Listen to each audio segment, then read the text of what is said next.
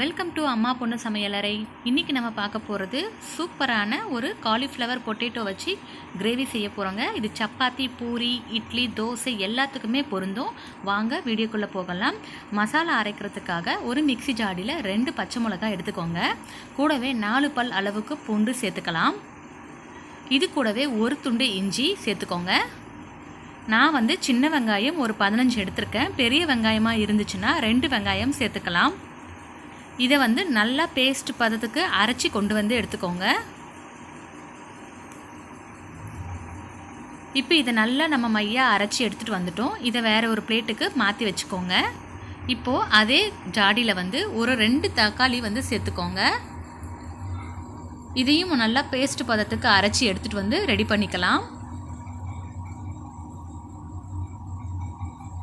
இப்போ பேனில் ஒரு 2 டேபிள் ஸ்பூன் அளவுக்கு மட்டும் எண்ணெய் சேர்த்துக்கோங்க. இதில் க்ளீன் பண்ணி வச்சுருக்க காலிஃப்ளவர், ஒரு மீடியம் சைஸ் உருளைக்கிழங்கு தோல் நீக்கி கட் பண்ணி எடுத்துருக்கேன். அதையுமே இதில் சேர்த்து நல்லா ஃப்ரை பண்ணி எடுத்துக்கலாம்.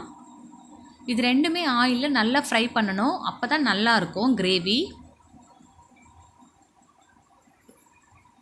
இது நல்லா கிளறி விட்டுக்கிட்டே இருங்க, மீடியம் ஃப்ளேமில் வச்சு. இப்போ இது நல்லா ரெடி ஆகிடுச்சு. நான் வேறு பிளேட்டுக்கு மாற்றிட்டு அதே பேனில் 2 ஸ்பூன் அளவுக்கு எண்ணெய் ஊற்றிக்கோங்க. எண்ணெய் சூடானதுமே பிரிஞ்சி இலை, கிராம்பு, பட்டை இது சேர்த்துக்கோங்க. கூடவே ஒரு அரை ஸ்பூன் போல் சோம்பு சேர்த்துக்கோங்க.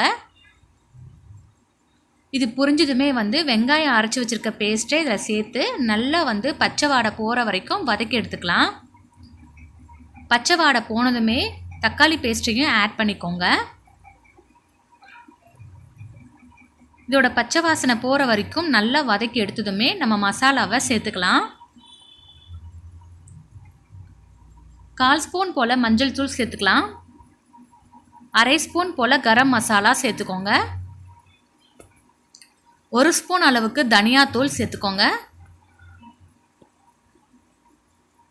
காரத்துக்கு தகுந்தா போல் நான் சிவப்பு மிளகாய் தூள் எடுத்திருக்கேன். 1 ஸ்பூன் அளவுக்கு சேர்த்துக்கோங்க. குழம்பு மிளகாய் தூள் சேர்த்தாலும் நல்லா தான் இருக்கும். இதுக்கு தேவையான அளவுக்கு உப்பு சேர்த்துக்கோங்க. நம்ம வதக்கி வச்சுருக்கிற காலிஃப்ளவர் உருளைக்கிழங்கை சேர்த்து நல்லா பெரட்டி எடுத்துக்கோங்க. இப்போ இதில் ஒரு அரை டம்ளர் அளவுக்கு தண்ணியை மட்டும் சேர்த்துட்டு ஒரு 3 நிமிஷம் நல்லா குக் பண்ண விடுங்க.